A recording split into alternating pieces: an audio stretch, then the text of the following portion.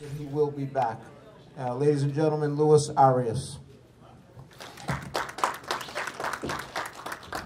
First off, I'd like to thank HBO for once again approving me to be on the stage. Thanks to my team, you know, John and Gil. You know, we had a great training camp. I left it all on the line. I trained my ass off for this fight, and you know, it just didn't go our way tonight. You know, what can I say? You know, Jacobs fought a great fight. I thought he was a lot bigger than what I expected. You know, I honestly thought the size wouldn't be a difference, but he proved that it was. You know, he did his thing. You know, I can't complain. No excuses. You know, I wanted to fight my heart out, and I wanted to leave it out there. You know, I talked myself up because I knew I belonged, and I know I do belong. You know what I mean? Tonight was just not my night. You know, after about the second or third round, you know, my leg my foot was burning. You know, and I couldn't really just get off. You know what I mean? And Jacobs fought the smart fight. You know, he controlled his distance good. He used his size very well. You know, he was quick, he was strong, and he was fast. You know what I mean? This is nothing but a great learning experience for me. They always say, you know, true champions, that by the time you fight for a world title, if you don't have any losses, you haven't really learned. You know what I mean? So this is nothing but a great learning experience for me. I would like to congratulate Team Jacobs. You guys did your part. You did your thing. He held his own in there, and he did very good. You know, I was supposed to lose. He was supposed to knock me out. You know, I was on one foot for most of the fight, and I held my own. You know what I mean? Like I said, nothing but a learning experience. I will be back. I will be back again next year. Thanks to all the fans. Thanks to everyone who supported me. And like I said, Team Arias will be back. I mean, I have a great style. The fans are going to love me. I mean, it is what it is. I learned, and back to the drawing board.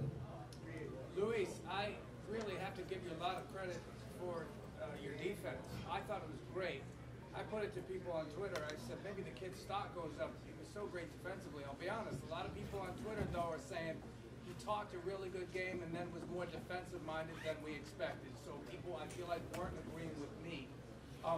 What grade do you give yourself overall? Yeah, you survived the fight, but I guess people were expecting maybe more offense. Yeah, man, bad grade. You know, like I said, I couldn't really get off. You know what I mean? Like, I'm very good with my right hand, you know, and I couldn't just plant my right foot. You know what I mean? So it was hard for me to time them. You know, in the beginning of the fight, I was able to see certain openings, and then just my body wouldn't allow me to see these openings as the fight went on. You know, like I said, Jacobs fought a very good, smart, composed fight, and he showed that he's been there before. This is my first time on that stage. I fought my heart out. You know, like I said, he should have stopped me. You know, I was never really hurt. You know, he caught me with a couple good shots, but I caught him as well. You know what I mean? I feel like the size difference was definitely helped in his favor. But like I said, I'll be back. You know what I mean? I'll be stronger. If I would have had both my feet most of the fight, you know, I would have been a lot more offensive. You know, but like I said, it just wasn't my night. Jacobs had a great night, and we will be back. Was he as good as you expected, or better, or worse? He was a lot smarter than I thought. You know, usually Jacobs get careless. You know, so a part of me, you know, wanting to talk it up was to make him get careless. And he was getting a little careless, but he was also getting composed. You know, he was just a lot bigger. You know what I mean? Like, I thought my shots would affect him a lot more, but he found a way. He found a way to win. You know what I mean? So like I said, I had no excuses. I left it all in the gym. I try to leave it all in the ring tonight. And Jacobs was just a better man tonight, and I will be back. Luis, commiserations firstly on great performance. Did you expect Jacobs to be as relentless as he was in walking you down and taking the fight to you? Initially, not at first, you know what I mean? Like, but everyone's game plan is different once that bell rings, you know what I mean? And like I said, man, I was fighting on one foot for 85% of the fight. You know, like, I felt like the first 3-4 rounds was a little tactical. And then after that, you know what I mean, I couldn't get off. You know what I mean? Like, I just couldn't. My foot was on fire. I mean, and I don't want to make any excuses, you know, but it's hard to shoot her over. I got a perfect right hand, a very strong over right hand. And it's hard to plant that over right hand when your foot is on fire. You know what I mean? So, but like I said, Jacobs is very smart, very experienced. The big guy, he uses size, he uses intelligence, and he won the fight. You know what I mean? But like I said, he should have knocked me out, and I was able to go to 12. So. Was the fact that he kept pressing forward, did that bother you? Not at all. You know what I mean? I actually wanted him to do that. You know what I mean? So I could get him to open up. You know, but again, it's hard to counter somebody who's only got 1 foot. You know what I mean? And I just, you know, no excuses. You know, he was a better man tonight. You know, he did his thing. He found a way to win.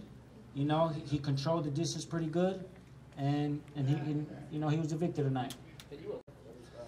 And I don't know, like, you know, like I said, the first 3 rounds, you know, it was real cool, real tactical. We were both moving. You know, I was shooting shots. You know, he was shooting shots.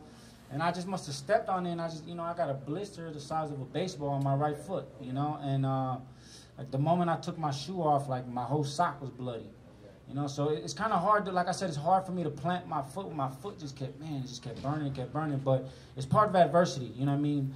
I was able to stick it through. I still try to fight my heart out. I really wanted a war, you know what I mean? I really wanted to sit there and duke it out with Jacobs, you know what I mean? And I took, you know what I mean? I took what I could. I tried my hardest to try to duke it out with him.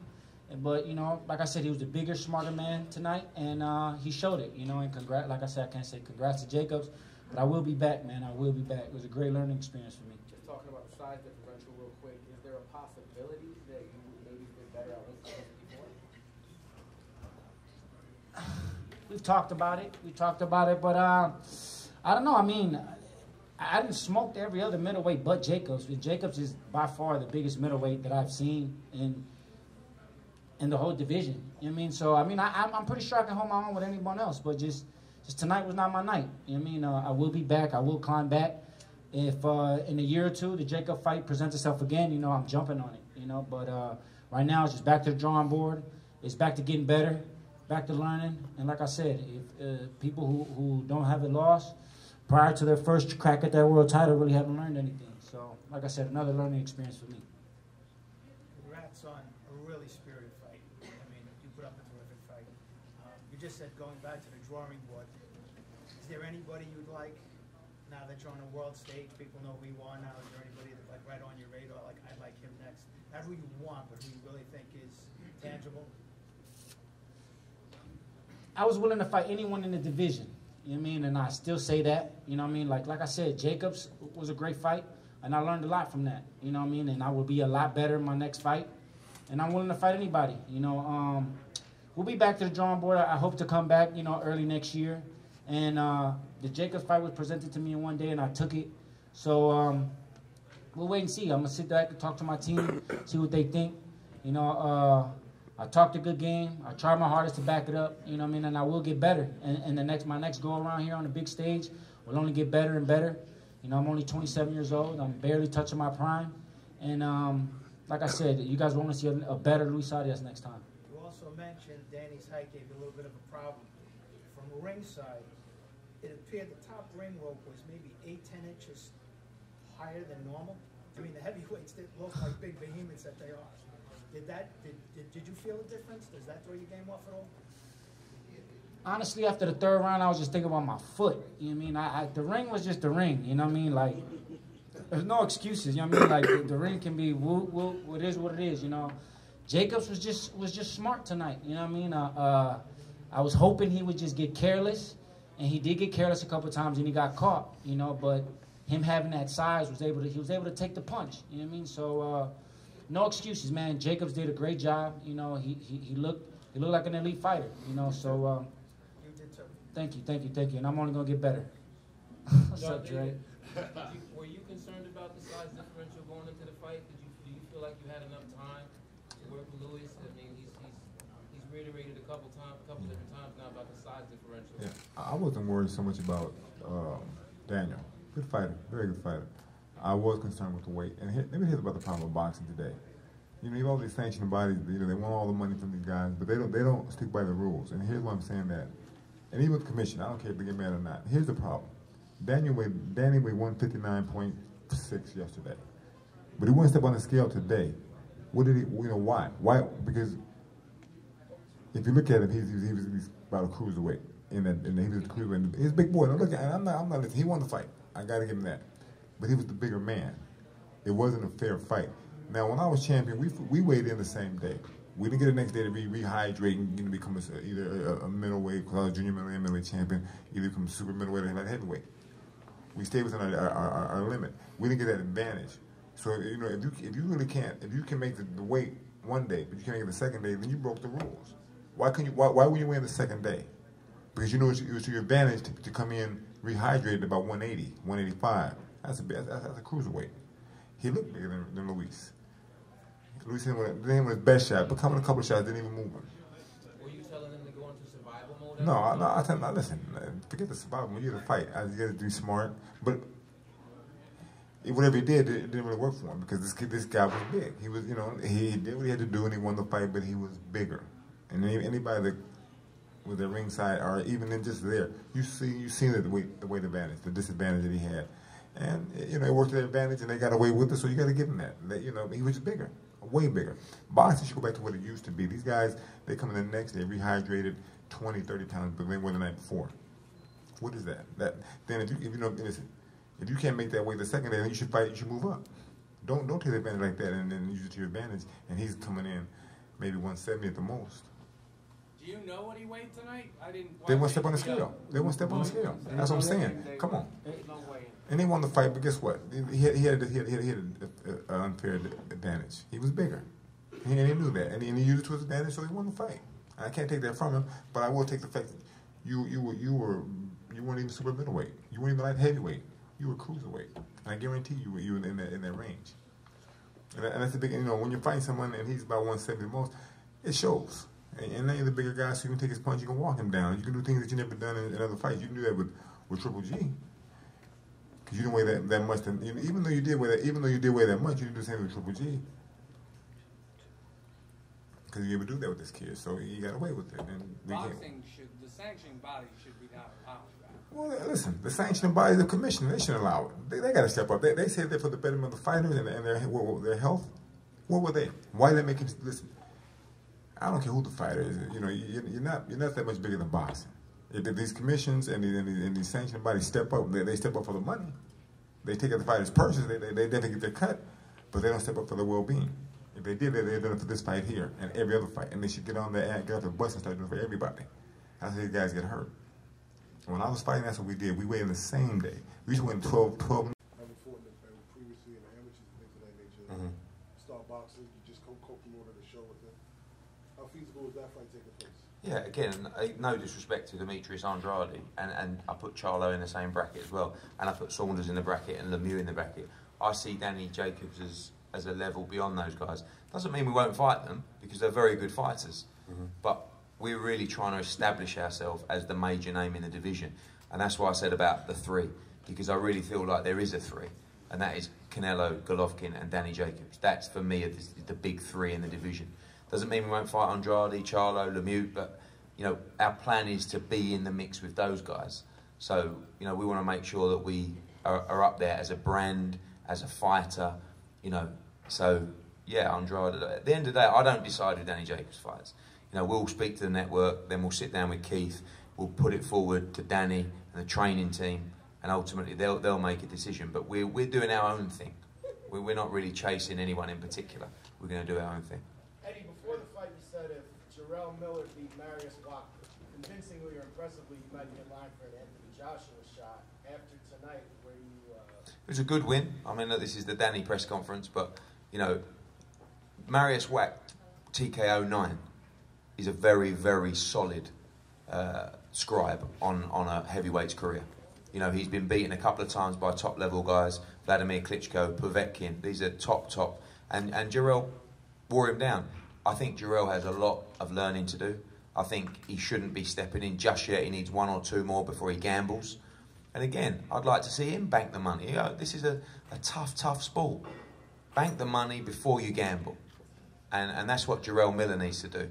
He needs to come back. I'd love him to box on our card in April. He's from Brooklyn as well.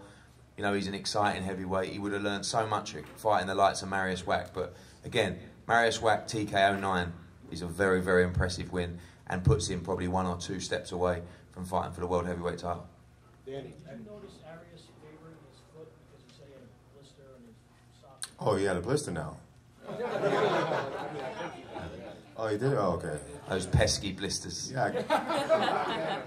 I mean, I don't know. Maybe if you didn't run, or if you'd have met me in the middle, he wouldn't have had. surgery on it. Then Much respect to he Arias. actually left with his foot in a splint. It was on top of the foot. Yeah, man, listen, you know, at the end of the day, it speaks for itself. Yeah.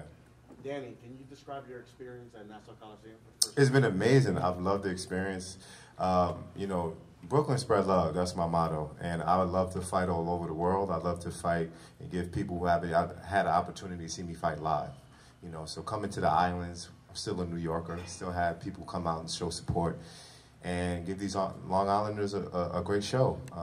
I really felt that's what we did. We accomplished. Me and Baby Miller put on a great show for the fans along with the rest of the other cards. And I look forward to continuing that legacy. I think, you know, Barclays Center obviously makes more sense because that's where I have my biggest draw. And, you know, we really have opportunity to sell this one out. But, you know, that's about building our brand. And that's really the experience that we have. And we're going to continue to climb that ladder. I'm glad that I had an opportunity to come in Nassau Coliseum and perform in front of these people.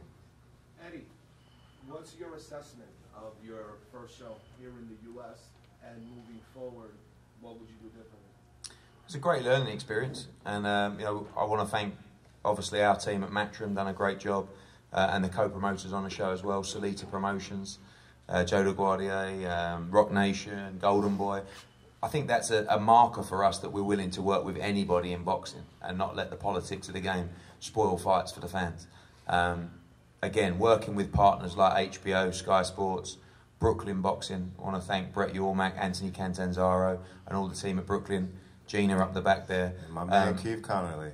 Yeah, well, I haven't got onto him yet. But Brooklyn Boxing, you know, what I've found is there's very few venues that really drive the action, and Brooklyn Boxing do it.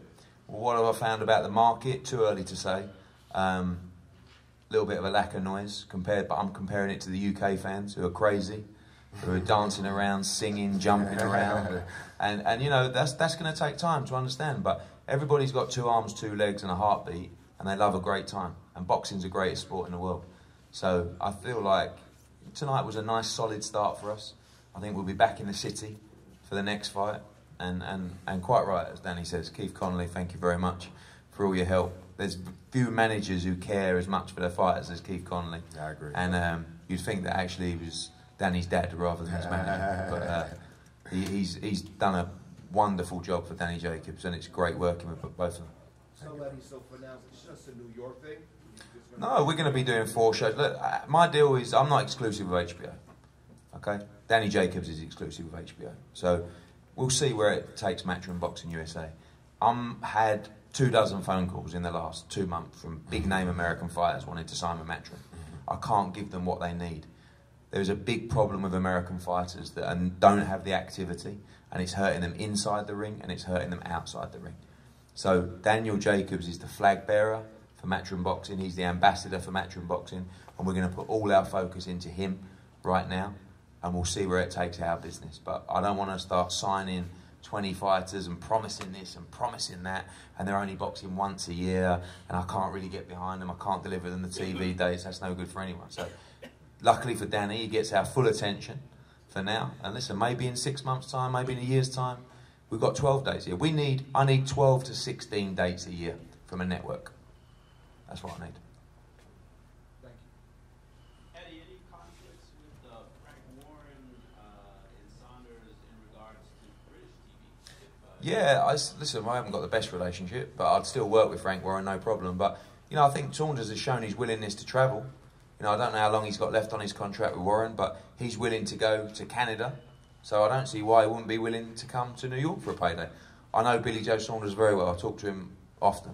And he's a little bit crazy, but he likes, as we say in Britain, he likes a pound note, which means he likes $1. So, again, Billy's a very good fighter, and he's world champion, but I don't perceive him to be like Daniel Jacobs, you know, but he has a belt. And, you know, all this building the brand, all this sort of stuff, we're still in it for the glory. Right. We're still in it for the belts. You know, as much as Danny wants to be a star and listen to me talking and building him up, he wants a belt round his waist. Very true. So that's the end goal. But we're only in the short term now. I have one more question if anyone's got one, guys. What were you saying to him during the fight? Were you saying don't run? Yes, I was. That's exactly what I was saying. And then I was pointing to the ground. You know, when you make your foot go across, like, hey, listen, this is where I'm going to be. I said, don't run. Why are you running? He's like, I'm not running. I'm boxing. And I was thinking in my head, that's the same thing I was doing with Triple G, but you was calling that running. But, you know, I called this bluff, and you guys were able to see exactly what I was saying, that there's levels to this game. I have nothing but respect for that young man, him and his family. He was a great opponent, but I went out and showed that there was levels to this game. And we're going to do better each and every time out. I just want to thank my team, Team Jacobs, Andre Rozier, Victor Roundtree, oh, up in heaven, that's my trainer. God bless him, I miss him. Anthony Irons, Chris Algieri, Mike Rella, my main man, Scooty Scoot, my conditioning trainer, and my brother from another, Keith Connolly. I just want to thank everybody for always making sure that, you know, I'm in the best space possible to give my best. You know, boxers go through so much. I mean, you guys only see 36 minutes inside the ring, but there's a lot that goes on the outside. And to have a family that really genuinely care about you and support you like their own, I mean, it's priceless. So I just want to thank my team. Thank you, guys. I'd just like to say as well, great job, Coach. Great job, Chris Algieri as well. Great job on the way. And Scooter, I'll tell you what, I've not seen a fighter work that hard over 12 rounds and still not be breathing. Well done. Well done, guys. Thanks for Thank you so much, guys. Thank you.